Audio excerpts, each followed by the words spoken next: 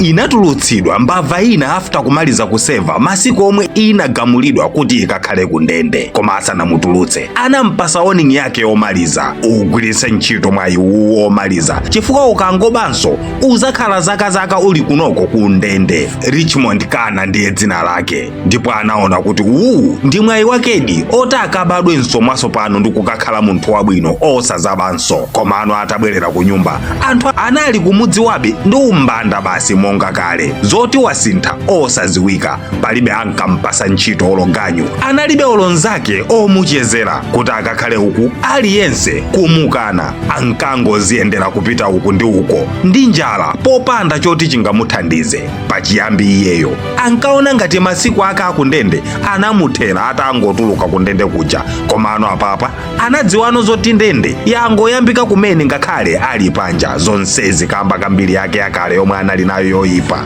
Ndipo tsiku lina anapezeka Richmond Kana wangokhala pa masteps a tchalichi china kwawoko kusowa chochita. Kenako abusa a ntchalichili omwe anali ali mkati mwa tchalichili atatsekula chitseko anamuona Richmond nati, ukutani mnyamata iwe wangokhala wekha apa bwanji kodi? Ndangokhala chifukwa palibe amene amandikhulupirira ine, konse ndingapite ndine otsalidwa, anateno Richmond. Abusa anati, usataye mtima, tiye ulowe mu tchalichimu ukumane ndi Yesu mmene mumu. Ndipo Richmond analowadi mkati mwa tchalichi. Sankamvesesa kuti cha mtundu wanji munthu wina mpaka kukwanisa kumukhulupirira after mbiri yomwe anali nayo yoyipa. Zonsezi kamba kachifundo cha abusawo. Anampasa chokudya chabwino, malo abwino otatha kugona, komano kungoda madzulo amenewo zizolowezi za moyo wa Richmond zinayambanso kumunong'oneza zachabe.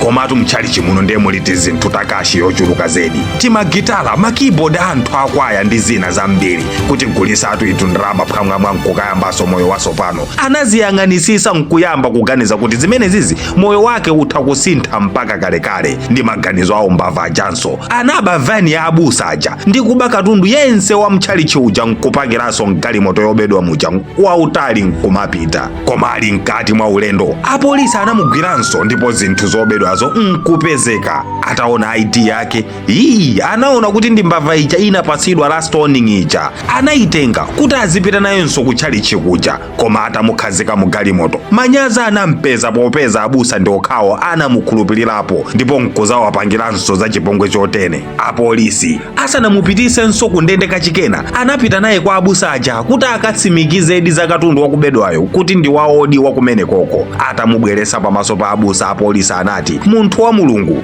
mbava iyi yakuberani katundu kuno kutchalichi, koma tisanakayilowese timangofuna kungosimikiza za katundu obedwayo. Ndipo abusa anayankha mododometsa wina aliyense nati, munthu uyuyu tusimbavayi, ndipo ndikudabwa kuti inu yomwe mugwiriranji katundu yenseyu mwamupeza nayeyu ndinachita kumupasa ndineyo kuti akayambire moyo watsopano. Mbava inali yodabwa zedi kamba kaizizi, ndipo misonzi inalenga m'maso mwake. Ndipo kamba kakulankhula kwa abusaku mpaka apolisi ananyamuka nkumapita. Chongopita apolisi, mnyamata uja anagwada pansi pa abusa nati, mchifukwa chani abusa, mchifukwa chani mukuteteza mbava ngati ineyo? Ndakuberani twine, ndakulakwirani ineyo, ndikufunikiradi punishment mukanandisiya. Abusa anamugwira mmapewa mnyamatayu nanena chinthu chomwe sazachiyiwalanso mpaka kalekale nati, mnyamata uli apa kumusentha munthu nthawi zambiri sikuti ndiye kuti alandire chilango ayi. Nthawi zina ena amasintha kamba chongo wapasa chifundo chathu, amasintha nkumachitanso manyazi. Kuchokera apapa china chake mu mtima mwa Richmond chinasintha osati kamba kachilango, koma kamba koti wina wake anamuonetsapo chifundo chake. Ndipo kuchokera tsiku limene li Richmond anabweza zonse zomwe anabazija nkuyamba kutumikira pa tchalichipo mozipereka ndi kulapa kuti sazabaso mpaka kalekale. Zonsezi osati kamba kazilango analandira kundende kujayi olo kapena kamba kakukwidwa ndi apolisi, koma chifukwa cha chifundo anachitiridwa chija. After myezi trust mwa anthu pa iyeyo inabwerera, ndipo after zaka anthu akamufunsa chomwe iyeyu chinampangisa kuti asinthe, iye anati ndi chifundo chomwe anachitiridwapo ndi munthu wina wake. Sinali prison kapena kumenyedwa, koma kindness ya munthu wina wake.